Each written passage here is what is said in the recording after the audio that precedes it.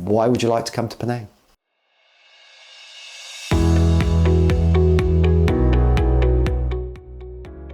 My name is Marcus Sherwood. I'm principal at Powis in Tanjung Bunga, the Prince of Wales Island International School. And we have two campuses, one in the north part of the island called Tanjung Bunga, which runs from 3 years old to 13 years old. And we have a secondary campus with boarding, which runs from 11-year-old to 18-year-olds, and that's in Balak Palau, which is the southwest of the island, closer to the airport. I think that's an excellent question, but schools aren't unique. So that's really important. Schools do things particularly well, and maybe not being able to cover all areas. So what I would say our unique selling points across the two campuses are our commitment to the arts and the wider curriculum, our community service element. We have things like outdoor education and the famous Powis project, which is an award-winning project where children go out and reach out into the community and make a difference, as well, of course, as all schools have to have, is strong academic results and academic rigour, but very much looking for a holistic education. So no, we are an English national curriculum school, which follows the English national curriculum and leads to the IGCSE exams and the A-level exams. So you have different phases in the English system. We have an early years program, which is for children 3, 4 to 5, around that area. We call that our early years. You then have a Key Stage 1 provision, where you're really looking to get the basics, the key numeracy and literacy basics, rock solid to build good foundations. And those are year 1 and 2, and the children are 6 and 7. Then you have a Key Stage 2, which runs from 7 or 8 until 11, and that's the elementary or the primary phase. And we have that, and then we have Key Stage 3, which is sort of like middle school, if you like. It runs from 11 to 13, a really key area of development. And then you move up towards the exam years with Key Stage 4, which culminates in IGCSE exams, and then your sixth form, which is your A-level exams. Children are naturally curious, so let's get that right. Schools don't do that. What schools do, unfortunately, for many children is switch them off education. So it needs to be relevant, it needs to be varied, you need to have lots of different approaches, and that's really what we're talking about within international schools and the foundation around this holistic learning. Grades matter to us, but actually they're not the be-all and end-all, and so ensuring that you're giving children chances to express themselves through drama, through art, through music, through sport, and the wider curriculum, as well as through their core subject areas, is really, really important across the school. Yeah, there starts to be a change, if you like, in both the expectations of homework, and there's good research backing this up that will tell you that elementary school homework is relatively ineffective. But by middle school and preparing towards exams, yes, it becomes a really important part. So homework goes up, the expectations of how they meet the needs there, but also they begin to do some exam practice. They have their mid-year and their end-of-year exams, which for some of them is quite a shock, but it's done in a supportive environment. So we're very much more about assessing in every lesson and all the time, knowing where the children's learning is, and then using the summative tests to just do checkpoints on how they're going at that stage. So they get used to that through year 7, through year 8, through year 9, ready for year 10 and 11 when they'll sit their IGCSEs. There's around 80 to 100 a week. I would argue that they're no more excited about the extracurricular activities than they are about the wider curriculum. So they are doing 12 or 13 subjects across the school, in areas of drama and music tech and DT, as well as English and geography and history and all the wider normal subjects that you're doing. So children find the things that they love doing, and that's, I think, the secret of international school, is that you're trying to find those varied interests, and you, as a parent, I hope that you want to see your child thriving in an area, not just getting something that sort of ticks a box and puts them on the next pathway. Actually fall in love with something that you love doing, whether it's an artist or a musician, as I say, a swimmer, a sports person, being in the theatre, something as well as that goes along beside your academic program. And the ECAs, the extracurricular activities, offer that same sort of thing to take it a little bit further. So our students who love art, they have a couple of hours in the week, but they also then have the opportunity to follow that up with the ECA program. Swimming teams, football teams, all sorts of things going on after school. We have a mixture of teachers leading them, and those ones are free for parents, but we also have external experts coming in. I cannot teach Taekwondo, so we need to get a master in to take that class as well. Computing, for sure. They're loving that. They're loving so the AI I'm working with the different things in there. Design. Design Engineer Construct is a new unique program or not done in many schools across both campuses, and that's a DT, Advanced DT program, which particularly looks at the sustainable building of buildings. Penang is going through an amazing growth phase at the moment, so that's a really relevant topic which the children are interested in. Of course, the arts, the music, the choirs, the sports, the swim team, those are all hugely popular.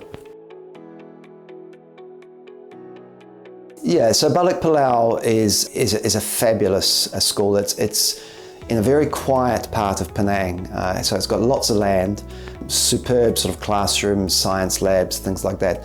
A stunning auditorium, which is hired out and used in the wider Penang area as well for performance. There's a special program that the secondary school runs for the arts program as well for musicians, for budding musicians. And there's things like scholarships available for that. The Arts Centre is very strong. Design technology labs and areas are very, very strong as well. And then, great grounds and sports fields and things as well within. But all the normal things that you would expect in a top-end secondary school. The Tanjung Bunga campus is more really for middle school and below, and it was purpose-built. And so the lessons flow in and out of the classroom, very easy to do out beyond the classroom learning. An AstroTurf pitch, again swimming pools at both campuses, multi-purpose gyms and halls, a design area, computing labs, all the things that you'd expect in a school. One of the interesting things with Penang, because as parents will know, it's affordable compared to many international schools, particularly in the bigger cities. So the challenge for us is then to find the same quality of teacher that you would have at the really big international schools.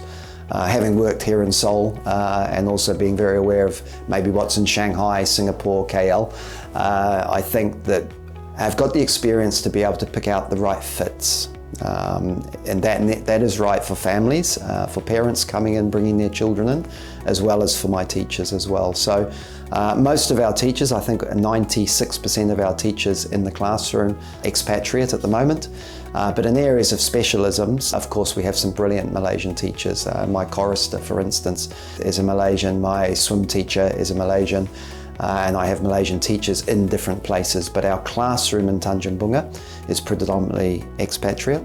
And similarly in the Balik Palau campus, a high percentage of expatriate teachers who are then coupled with expert Malaysian teachers, many of them who are from other international schools at different times as well. So getting that pedagogy right is really, really important. And the balance of role models from all over the world actually is really important for our children to see. So that begins even before the recruitment. You are putting out, you're stylizing your ads in your school to make sure that you're attracting the right sort of people. Then when you go through the interview process, I'm asking questions not really about what they've done, but who they are as a person. The single most important thing is whether a person can connect with your child when they're at school. More important than anything else that they can bring into your school. So that is our sort of fundamental driver, if you like, when we're recruiting staff, is looking at the type of people they are. Now that's not easy across an interview, I understand that. But I think we get people who understand what they're coming to. We're very honest, and so we expect that with parents as well. Our teachers are, I think, gentle but honest when there's difficult conversations to be had, but also very proactive about their communication. And that is not just with parents, it's with each other. So collegial relationships are strong, and also with the children. And I always think that you think of children as if you think of them as people, they're young, but they have all the same emotions and thoughts through the ages. And I think when you treat them with that level of respect and that you can have an open conversation, you find that the teacher-student relationships are strong. Our parents are in and out of the school. They're very, very involved, and that's something you don't just drop your child off. And for some parents that can be difficult, particularly when English is not a strong language and they feel nervous about communicating. But we have parent ECAs as well. So there's extracurriculars for parents, and one of those is Let's Talk English. So it's a good fun, lots of laughing, and people are just learning English together in a community. So because the parents are in and teachers are expecting to see them around the school, the relationships are very open. You don't just wait until something goes wrong to talk to people. You can pop in, at the end of the day and say hello. You can make appointments. So again, just a really proactive relationship. And it's not the school's fault. It's not the parents' fault. We're in the same team. So really trying to get that ethos across that we both need the same thing and we need to work together to make that happen.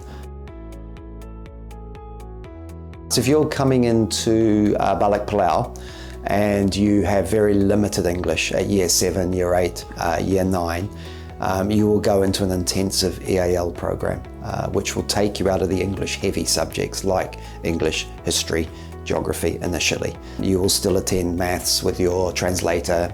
With technology now, it's certainly easier than it was, but there are intensive programs for those children coming in at the beginning of the secondary school. Further up the years, there is an amended program that they can also take through to IGCSE. Parents need to realise that an academic level of English takes between 5 and 7 years to master. So if you are looking at your child coming across at 13 and 14, you need to be realistic about the subjects they can possibly take. And so they tend to take sciences and maths, where although there's lots of English, it's vocabulary specific and it's a little bit easier to master than narrative and prose, writing extended pieces. In the primary school, it's a little bit easier. At Tanjung Bunga, we do have that same middle school age where we run a similar program. It's very intensive withdrawal out of English, out of history, out of geography in a similar sort of vein. But with the younger children, we find that unless they have zero English, where they will have some withdrawal, they are much better with their peers in the class. So the teacher's scaffolding the learning anyway, the teacher's differentiating the learning in every lesson. So actually working with their peers and having their homeroom teacher make sure that they're nurturing them along the way is easier both for the child and the parent in that communication.